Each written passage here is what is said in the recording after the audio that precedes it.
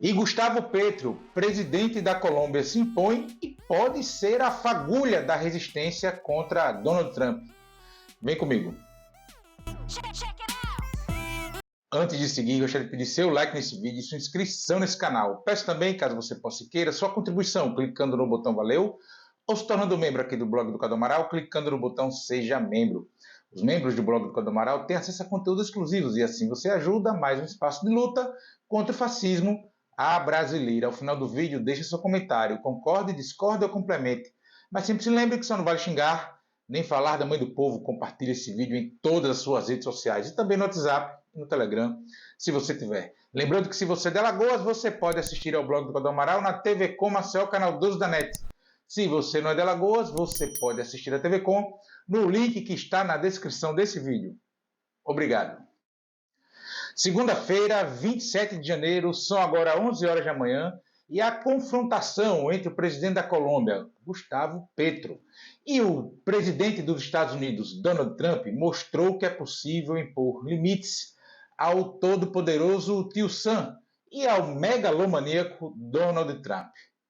A tensão entre eles surgiu após a recusa da Colômbia em aceitar voos militares dos Estados Unidos transportando deportados colombianos, que viajariam ao nosso país vizinho em condições semelhantes às dos brasileiros deportados recentemente, e a exigir que os estadunidenses irregulares na Colômbia procurem um serviço de imigração colombiano para se regularizarem, sob risco, evidentemente, de serem deportados aos Estados Unidos. A postura altiva de Petro levou Trump a tentar ali impor taxações sobre produtos colombianos e restrições de visto.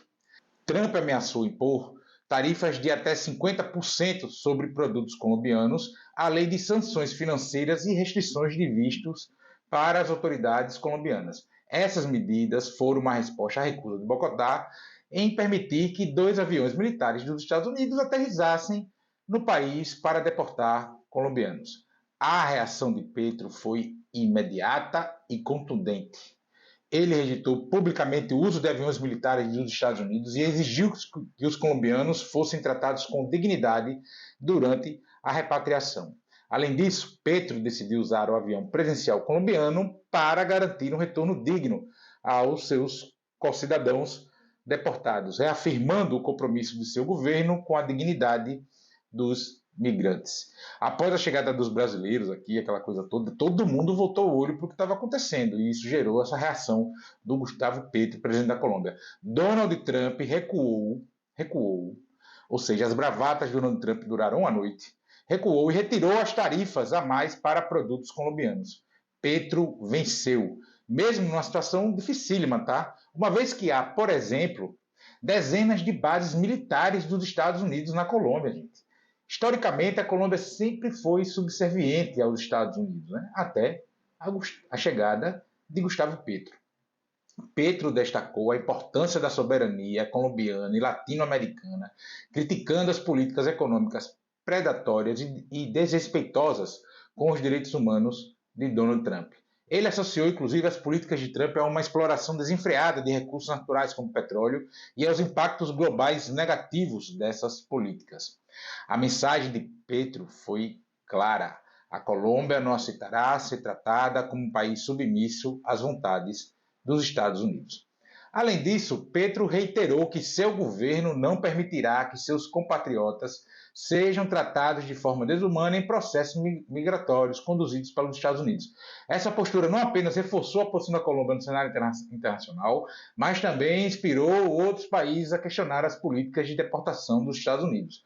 No caso brasileiro, o Itamaraty cobrou explicações, etc. O presidente Lula exigiu a retirada das algemas assim que eles chegaram ao país, mas é importante ressaltar que esse acordo migratório entre Brasil e Estados Unidos ele é desde 2017, referendado pelo Temer e o presidente Trump, né, era o presidente na época, que já era um acordo antigo. É meio assim, estava, mas ninguém nunca tinha visto a cena. E aí, coisas muito provavelmente vão mudar nessa relação aí, nesses acordos migratórios, tá? Após a resposta contundente de Gustavo Petro, Trump, de novo, recuou em suas sanções mais severas e um acordo foi alcançado ali para garantir um retorno digno dos deportados. Embora algumas sanções tenham sido mantidas, como a de vistos para autoridades colombianas, a vitória diplomática de Petro é inegável. É uma formiga, deu uma pisa no elefante. Ele conseguiu evitar um colapso comercial com os Estados Unidos, porque a economia colombiana depende muito dos Estados Unidos. Manteve sua postura firme em defesa dos direitos dos migrantes e colocou a Colômbia em uma posição de destaque no cenário internacional. Essa vitória demonstra que a resistência e a firmeza podem ser eficazes contra pressões externas. A Colômbia, ao manter sua soberania intacta, enviou um sinal claro de que não se renderá às ameaças de sanções econômicas. Petro publicou mensagem crítica a Trump, destacando a exploração desenfreada de petróleo e os impactos globais das políticas econômicas do ex-presidente americano. Ele também sugeriu a possibilidade de diálogo apesar das diferenças ideológicas, ou seja, é um chefe de Estado, e exaltou a rica história de resistência da Colômbia e da América Latina. Essa mensagem não foi apenas uma crítica direta às políticas de Trump, mas também um chamado à reflexão sobre o futuro das relações internacionais. Num longo texto belíssimo no Twitter, no X, no antigo Twitter, Gustavo Petro destacou que a Colômbia é uma terra de borboletas amarelas e da beleza de Remedios, fazendo alusão à obra de Gabriel Garcia Marques, 100 anos de solidão. Ele também se comparou aos coronéis Aurelianos Buendia, dos quais disse ser talvez o último, reforçando sua identidade como um líder que luta pela liberdade e pela justiça. Petro fez uma crítica direta à história de dominação e exploração na região, lembrando os massacres e as perdas territoriais sofridas pela Colômbia. Ele afirmou que, abre aspas, já tivemos muitos escravistas do lado de nossa terra e nos libertamos. E o que quero ao lado da Colômbia são amantes da liberdade. Em tom de desafio, afirmou: pode tentar me derrubar, presidente, mas as Américas e a humanidade responderão. No final, Petro concluiu sua mensagem afirmando o papel da Colômbia como uma nação aberta ao mundo, comprometida com a liberdade e os direitos humanos. Colômbia agora deixa de olhar para o norte e para o mundo. Somos construtores de liberdade, vida e humanidade. A resposta de Gustavo Petro pode ser uma fagulha, uma centelha para que outros países se imponham aos devaneios autoritários de Donald Trump. A Colômbia convocou uma reunião extraordinária da CELAC, da Cúpula de Estados Latino-Americanos e Caribenhos, enfim, para debater o impacto das políticas migratórias americanas na região.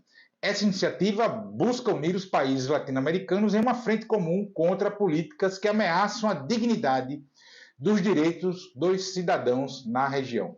Essa reunião sobre deportações mostra que a região, a América Latina, Caribe, enfim, pode se unir em torno da defesa de sua soberania e contra políticas abusivas. Além disso, a convocação da CELAC para discutir as exportações dos Estados Unidos reflete um esforço coletivo para enfrentar desafios migratórios na América Latina e do Caribe.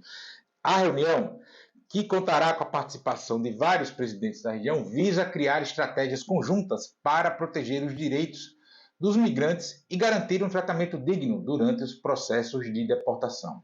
O Brasil, por exemplo, como já citei aqui, já foi informado da reunião e também tem cobrado explicações sobre abusos cometidos por norte-americanos nas deportações, após 88 brasileiros terem sido trazidos algemados em um voo. Relatos de agressão, e aí é que não está no acordo de nada, relatos de agressão e outras ameaças engrossam a denúncia. Há relatos de estrangulamento, ameaça de morte, negação a banheiro, negação a água, enfim, mostrando que a questão não é apenas colombiana, mas uma preocupação regional. Em resumo, a confrontação entre Petro e Trump não apenas destacou a firmeza do líder colombiano, mas também reforçou a importância da soberania e dos direitos humanos na América Latina. A postura de Petro pode inspirar outros países a resistir a políticas que ameaçam sua independência e sua dignidade. A resistência da Colômbia e a união regional através da CELAC são sinais claros de que a América Latina não aceita mais políticas que desrespeitam a soberania de seus países e busca condições objetivas para se impor na questão econômica, essencialmente também.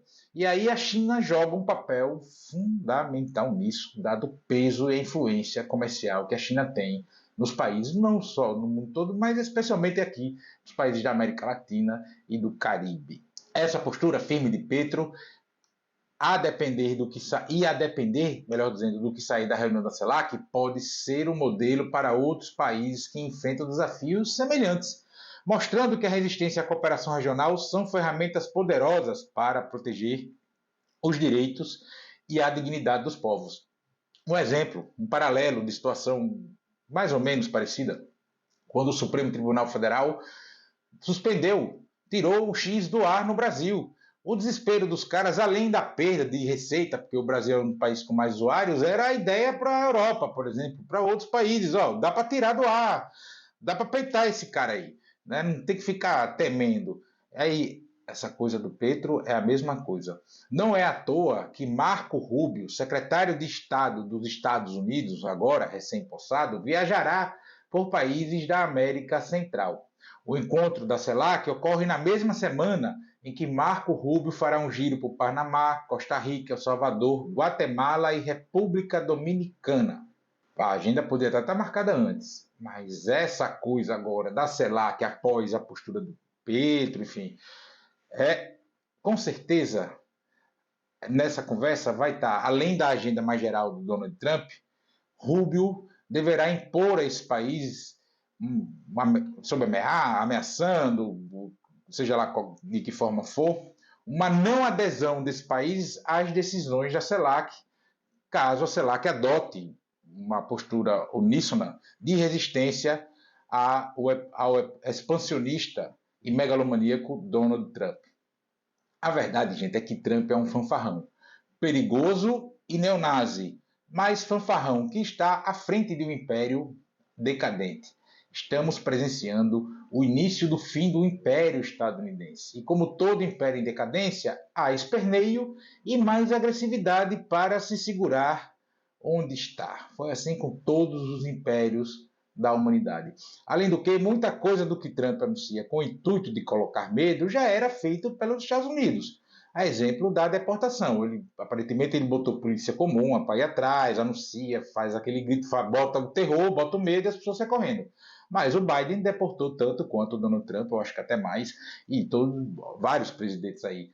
A deportação dos Estados Unidos é uma política permanente, por exemplo, né? Todos os países do mundo fazem deportação, tá? O Brasil também faz deportação também. Trump também terá muitos problemas internos.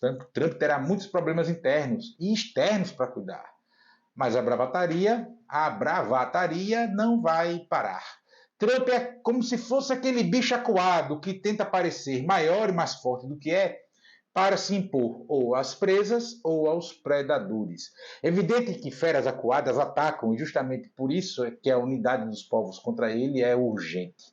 O mundo inteiro viu e repercutiu a postura do presidente colombiano. Que sirva de inspiração. Que a postura de Petro seja, de fato, a fagulha necessária para a resistência contra Donald Trump e, por consequência, contra a extrema-direita no mundo.